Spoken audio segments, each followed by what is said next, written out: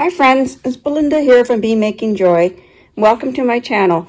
In this video we're talking about joining a new ball of yarn to your work, whether that's a new ball of the same color or adding a new color to your yarn. The technique is the same.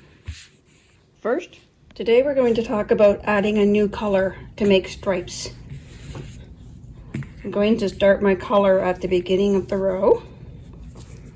First step is to put our needle through from front to back as usual.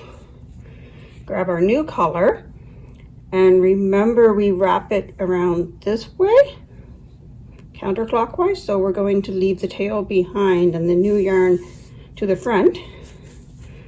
Knit that stitch, tightening up. And then when we go to knit the next stitch, we need to take care of these tails so it doesn't unravel. So we need to give it a twist and then knit the next stitch.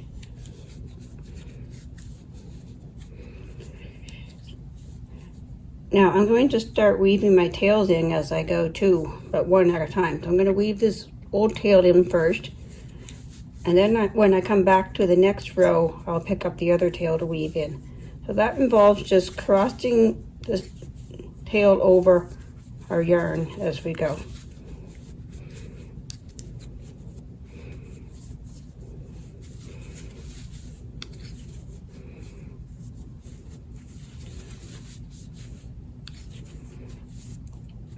On smaller yarns, I might weave both tails through at the same time, but I find it's a much nicer look if I do just one tail at a time. Now that I'm back to the next knit row, I'm going to start weaving in that other tail. Oops.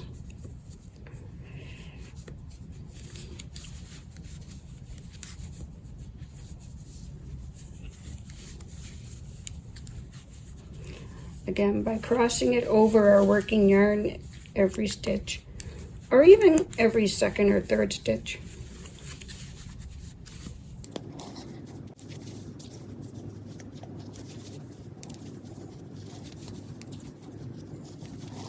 I want to weave that yarn in a good couple of inches. Pass a good number of stitches to make sure it's going to stay put.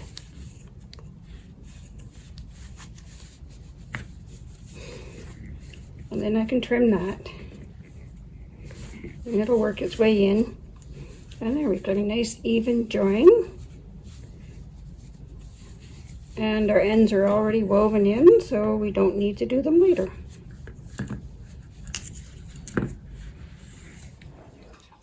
Adding a new color mid-row is slightly different. We need to twist the colors to make sure that we're not leaving a hole. So let me finish this gray here. So we add the new yarn, wrapping it clockwise around the needle, and making sure we leave a tail. Make our stitch, and then we need to twist our yarns so that we're not leaving a hole between those two stitches. So when I'm making the next stitch, I've got the old color caught in between.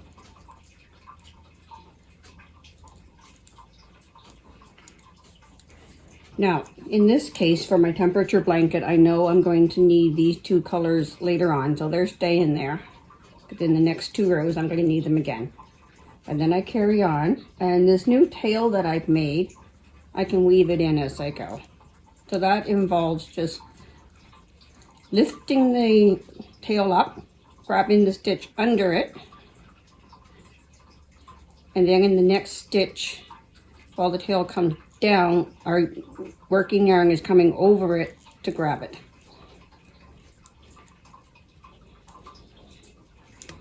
And that weaves it along like it's imitating those purl bumps.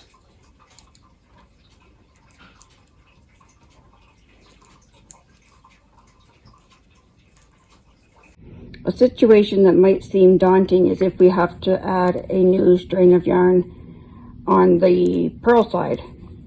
It's really not that daunting once you've done it. It's insert the needle in purlwise, wrap our yarn counterclockwise around the needle as usual, make our stitch, leave enough tail to darn in,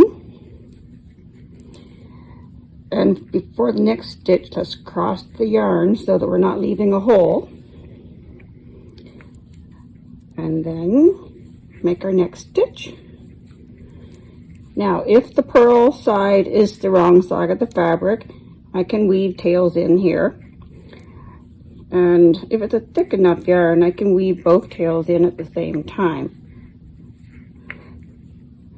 And that involves doing a stitch over the tails, doing a stitch from under the tails, alternating until you've woven in enough of your tail.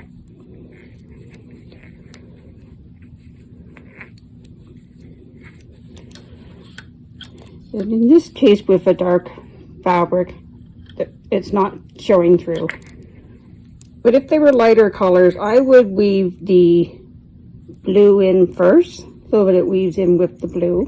And then on the next row back, weave the red in so that it weaves in with the red. I do need to be pulling that tail tight enough so that I've closed the gap between the two colors. Now, if on rare occasions, the stockinette side is the wrong side of the fabric, in that case, I'd want the tails woven through on this side, but I would leave them until the project is done so I could do a better job of hiding them, probably down the columns instead of across the rows.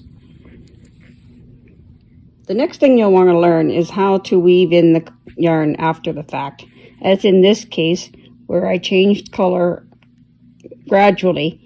I couldn't weave the blue straight across, else it would have shown through on the brown side. So I'm going to weave it down into the blue to hide it better. So I'll go through the purl bumps. I'll come down a row to the blue area. And then we're going to go across the whole row of purl bumps as far as we need to go.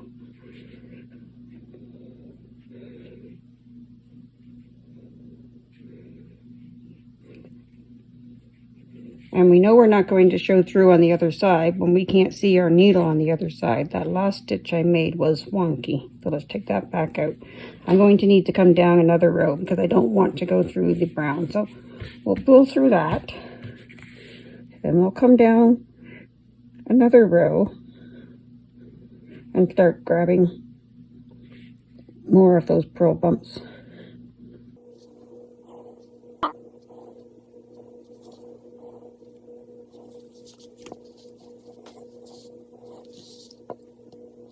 Again, making sure we can't see the needle through on the other side. So there, our yarn is being nicely hidden.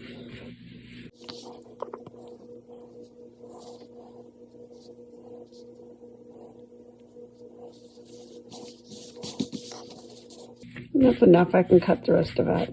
But I will wet block it first before I cut it, because as the yarn changes during wet blocking, that will move in. Now, on the rare occasion that the stockinette might be the wrong side of the fabric, we want to weave our tail in following the legs of the knit stitch up the column. And I can do that with a little twist of the needle to grab the next leg up the column. And again, we know we're not going to see the yarn through if we can't see the needle through.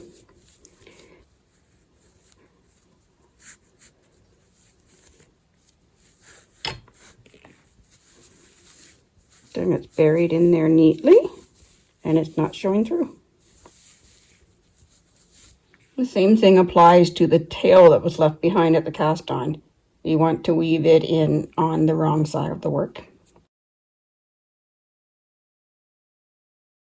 following a row of purl bumps or perhaps a column of knitting.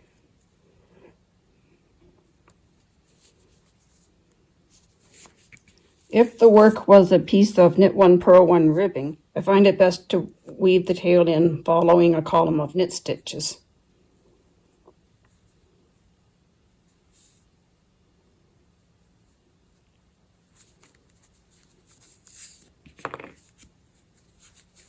If that made sense to you, please give me a thumbs up below. And if you have any questions, feel free to ask them. Thanks for watching and happy knitting!